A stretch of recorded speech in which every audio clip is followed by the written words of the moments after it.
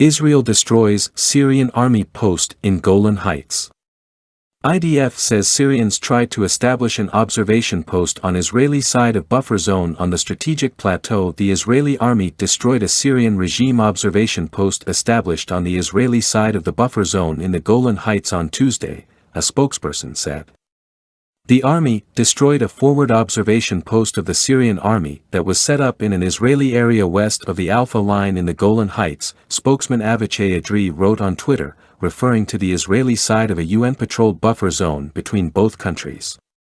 He said troops attacked and blew up the post, adding that Israel would not tolerate any attempt to violate the sovereignty of the Jewish state. The site is on the Syrian side of the border fence, but still technically in Israeli territory.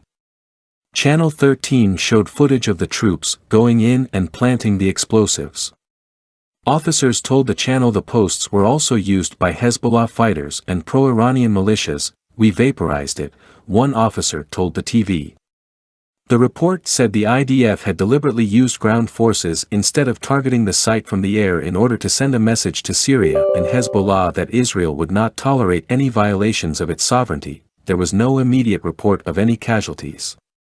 Israel has carried out hundreds of strikes in Syria in recent years, mostly targeting Iranian and Lebanese Hezbollah forces as well as Syrian government troops, though it rarely acknowledges them.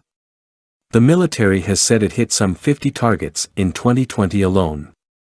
Israel says it is trying to prevent Iran, which has been one of the Syrian government's key allies in the decade-old civil war, from gaining a permanent military foothold on its doorstep.